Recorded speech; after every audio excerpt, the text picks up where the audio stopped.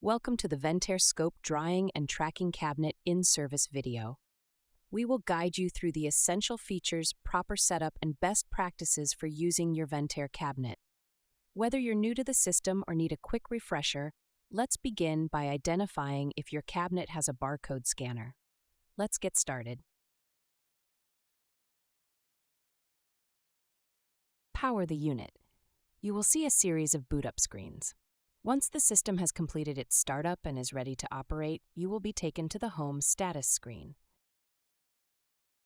Select Settings. You will be prompted to enter a PIN to access settings. The default PIN is 0001. To change the default PIN, scroll to and select Change PIN, enter New PIN, and select Confirm. Your cabinet is pre-configured with default settings for drying, venting, and expiration durations, but you can change the default settings based on your organization's guidelines or the guidelines provided by the endoscope manufacturer. To modify any of these times, select the default time, enter your custom times, and select OK. To change or reset the time and date, select Change Time, make changes, and then select Save. The time, time zone, and date are always displayed in the lower left corner of the screen.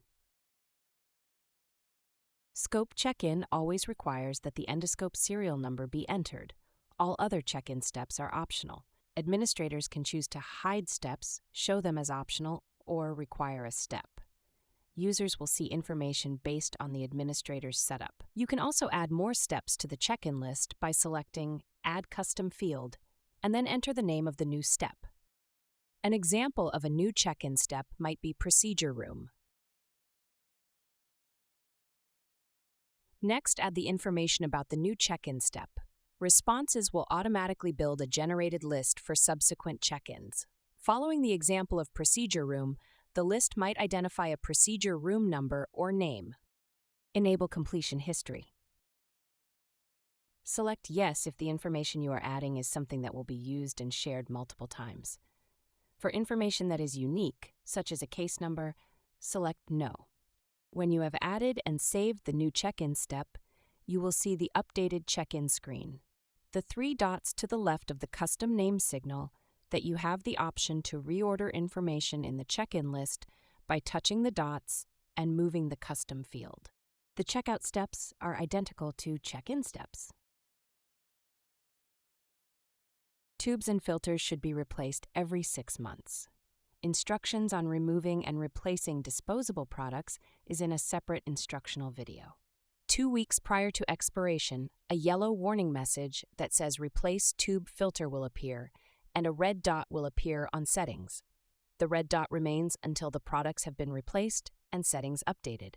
When filters and tubes have expired, a red warning message will appear. The message and red dot will remain until the tube or filter is replaced and settings updated. To view the message or reset the replacement date, select Settings and scroll to Cabinet. Select the expired equipment and select Reset to start a new 6-month countdown. Viewing diagnostics can be helpful if you're troubleshooting an issue or working with an inner space customer service representative. Select Show Diagnostics and review your system's information. When done, select Hide Diagnostics. You may need to restart the system if it freezes or you experience an issue that can't be resolved. All saved information will be repopulated once you restart the system. To restart the system, select Restart System and then Restart. When adding scopes, you must enter the scope serial number. Other steps may be optional. You can also provide a short description of a scope. If you add a description, it will appear on the Home Status screen. If the description is left blank, the model number will appear on the screen.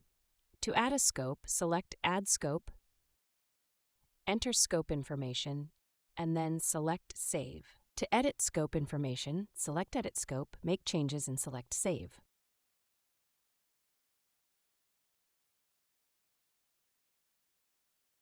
To delete a scope from list of scopes, select Delete Scope next to the scope being deleted. When a scope is being dried, you will not be able to edit or delete information about that scope. Information about deleted scopes has been recorded and will remain in the report. If you have a non-locking cabinet, user settings don't apply. User and administrator profiles are entered by the administrator during setup. All system users log in by entering a PIN or scanning an ID badge barcode. To add a user, select Add User, enter user information, and then select Save. The Ventaire system generates a report of the cabinet activity. Only users with non-locking cabinets or admins on security-enabled cabinets can generate reports. To download a report, insert a USB drive into the USB port on the back of the display unit. The Report tab turns from gray to white, signaling a report is ready to download. Select Report to download report to the USB drive.